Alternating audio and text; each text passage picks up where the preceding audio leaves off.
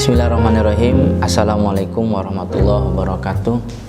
Alhamdulillah alladzi hadana li hadza wa ma kunna linahtadiya laula an hadanallah.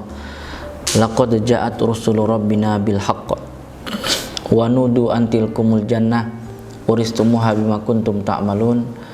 Asyhadu an la ilaha illallah wa asyhadu anna Muhammadar Rasulullah sallallahu alaihi wasallam wa ala alihi wa ashabihi amma ba'du. Saudaraku sekalian yang semoga selalu dirahmati oleh Allah, salat 5 waktu yang merupakan kewajiban dari Allah untuk hamba-hambanya, semua manusia. Tapi karena Allah memberikan hidayah kepada orang yang Allah kehendaki, berarti hanya orang-orang yang diberi hidayah oleh Allah yang bisa melaksanakan perintah Allah, yaitu salat 5 waktu. Dalam kita mengerjakan salat 5 waktu tentunya harus juga mengerjakan syarat sahnya salat.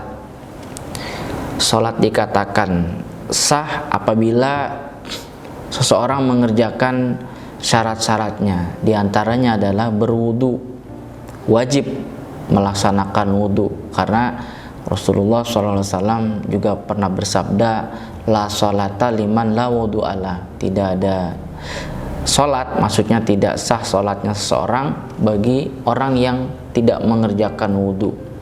Di kesempatan yang baik ini saya akan mengetengahkan tema tentang wudu, yaitu lebih kepada tentang hal-hal yang wajib dikerjakan oleh kita dalam berwudu dan hal-hal yang sunnah yang bisa juga kita kerjakan dalam berwudu.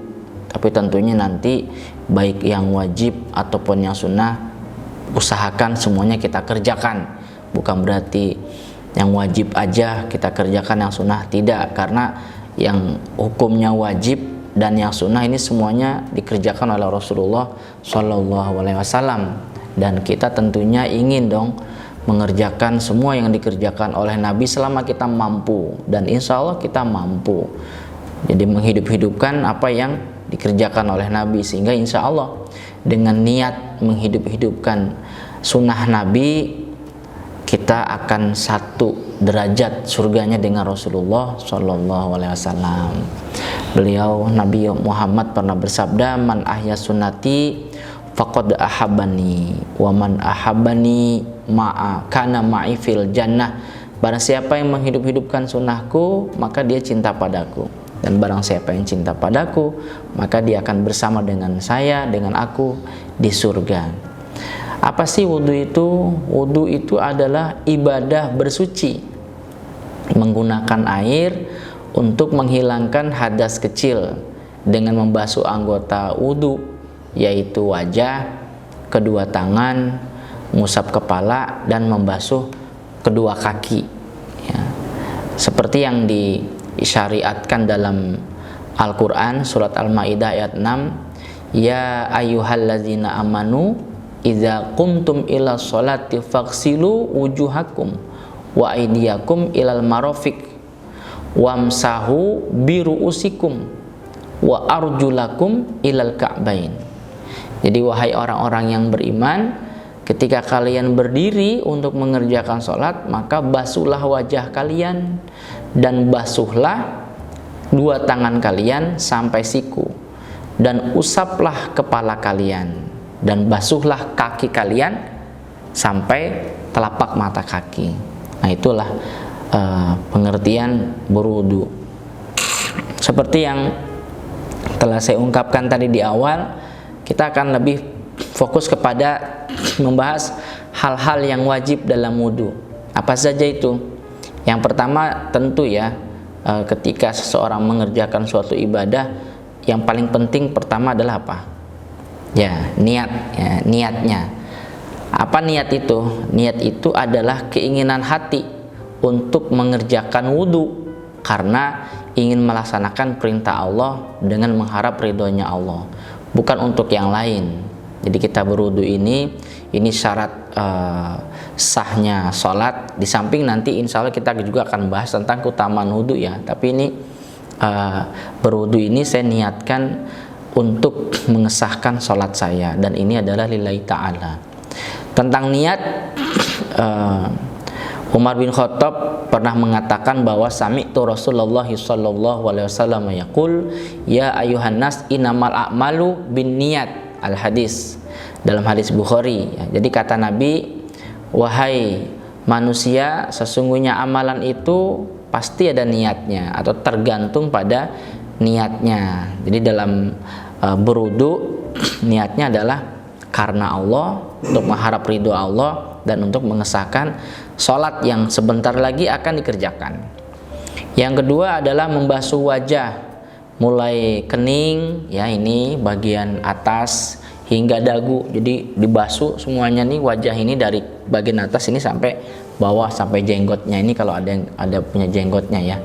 Tuh. Kemudian nomor 3 adalah membasuh 2 tangan hingga siku masing-masing 1 kali. Ini bicara wajibnya ya. Kemudian yang keempat adalah mengusap kepala dari kening hingga tengkuk 1 kali.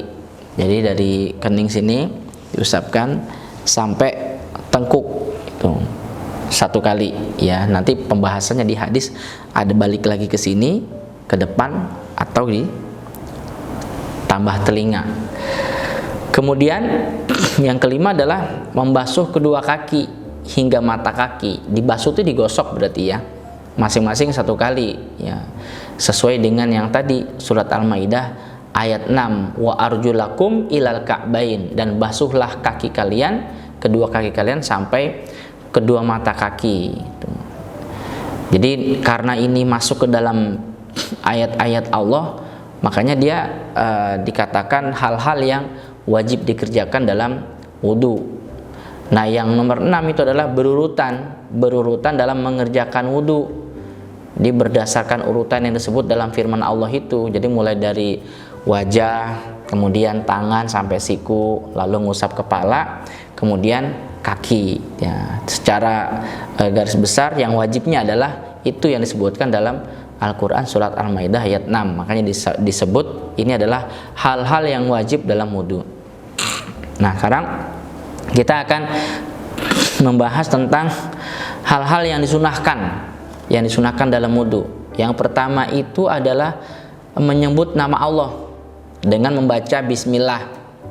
Berdasarkan hadis Nabi, ini dalam hadis Abu Daud ya. Nabi bersabda, la sholata liman la wudu'alah wa la wudu'a liman lam yadhkurismallahi alaihi. Abu Daud itu.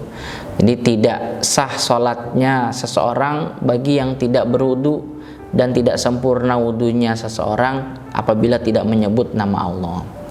Kalau dalam hadis Nasai ini pernah waktu itu Nabi sedang melakukan bepergian bersama para sahabat, lalu di tengah perjalanan itu mau sholat nyari-nyari air wudhu itu nggak ketemu. Karena nggak ketemu, Nabi bilang gini, ini kisah ini diceritakan oleh Anas bin Malik ya. Kata Nabi, hal ma'ahadin minkum ma'un, di antara kalian ada nggak yang bawa air? Ternyata ada. Fawado'a yadahu filma, karena ada yang bawa air minum maksudnya. Lalu Nabi meletakkan tangannya itu ke wadah air minum yang diserahkan oleh para sahabat itu, diletakkan. Nah, kemudian Nabi bilang, wa yaqulu tawaddu bismillah, berwudulah kalian dengan baca bismillah. Kata Anas, saya melihat air itu mancur keluar dari sela-sela jari Nabi. Jadi setelah Nabi mencelupkan tangannya ke air minum itu, kemudian diangkat, air itu keluar dari sela-sela jari Nabi seperti keran ya. Lalu Nabi bilang, ayo wudu, baca bismillah. Nah, itu makanya disunahkan dalam berwudu kita membaca bismillah. Nah, kemudian yang kedua itu membasuh kedua telapak tangan ya, membasuh kedua telapak tangan, karena di dalam hadis juga dijelaskan dari Amr ya, dari Amr, kata bapaknya Amr itu, aku menyaksikan Amr bin Abi Hasan bertanya kepada Abdullah bin Zaid tentang wudunya Nabi. Lalu dia minta wadah, fada'a bitaurin min ma'i fatawadda'a lahum wudu'an nabi. Lalu lalu Abdullah bin Zaid dia mempraktekkan berwudu yang dipraktekkan oleh Nabi. Fa'ala yadihi minat taur fagosala yadaihi salasan. Lalu kemudian dia menuangkan air yang ada di wadah itu ke tangannya, lalu dia basuh tangannya. Jadi berarti sebelum memulai wudu dibasuh tangannya, baca bismillah, kemudian membasuh kedua tangan. Itu sunnahnya. Yang ketiga, berkumur-kumur sambil mengisap air ke hidung dengan disangatkannya, kemudian menyemburkannya dari mulut dan hidung. Jadi dihisap bareng mulut dan hidung, kemudian disemburkan. Tentunya yang disemburkan itu pastinya adalah hidung dulu ya, hidung dulu, kemudian baru mulut, karena kalau barengan agak susah dan tidak sempurna nanti semprotannya itu. Kalau mulut dulu nggak mungkin hidung bisa nahan, yang jelas pasti hidung dulu. Kalau kita lihat di dalam hadis Bukhari itu tentang cerita yang sama. Jadi ketika sudah menuangkan tadi tangannya itu dengan air dibasuh ya, kemudian summa adkhala yadahu fit taur. Abdillah itu mencontohkan wudu Nabi, dia memasukkan tangannya itu ke wadah, lalu kemudian famad mado wastan syaqo wastan saro salasa ghurfatin. Lalu dia berkumur-kumur sambil menghisap air ke hidung dan menyemprotkan, istinsyak dan istinsar. Jadi dia kumur-kumur, terus yang di hidungnya itu disedot, kemudian disemprotkan sebanyak 3 kali. Ya, berarti memang setelah bismillah basuh tangan, kemudian kumur-kumur sambil mengisap air ke hidung. Sunnah yang keempat itu adalah mengusap kedua telinga. Di hadis Ibnu Majah itu ada Nabi, kata Ibnu Abbas ya, Nabi itu masaha uzunaihi dakhilahuma bisababataini wa khalafa ibhamaihi ila zahiri uzunaihi famasaha zahiruhuma wa batinuhuma. Jadi kata Ibnu Abbas, Nabi itu ngusap telinganya itu bagian dalam dan bagian luar. Jadi bagian dalamnya ini dengan 2 telunjuk, bagian luarnya dengan 2 jempol. Jadi dalam berwudu itu Nabi mengusap dalamnya telinga dan luarnya telinga. Tuh, kata Ibnu Abbas ya. Kemudian yang nomor 5, menyela-nyela jari tangan dan kaki. Jadi pada saat membasuh tangan dan membasuh kaki itu memang benar-benar digosok dengan jari kita ini, kita masukkan ke sela-selanya. Kaki juga gitu, seandainya ini adalah telapak kaki, ini adalah tangan kita, maka terserah mau di sela-selanya itu kita gosoknya itu satu-satu ya kaki, atau langsung kita masukin, kita gosok gitu. Yang jelas sela-sela jari ini, baik itu telapak tangan ataupun kaki, itu dibasuh sela-selanya. Karena Nabi pernah bersabda, "Idza tawadda'ta fa khallil al-asabi'" rawi Tirmizi. Jadi ini dari sahabat Lakit bin Sobirah ya. Kata Nabi, ketika kamu berwudu maka sela-selailah jari-jarimu. Sela-sela itu maksudnya sela-selanya itu digosok gitu ya, digosok. Itu dalam hadis Tirmizi. Juga masih ada juga di hadis Tirmizi hampir sama, kata Nabi, idza tawadda'ta fa khalil baina asabi yadaika wa rijlaika. Lebih lengkap. Jadi ketika kamu berwudu, sela-sela jari tangan dan kedua tangan dan kedua kakimu supaya digosok.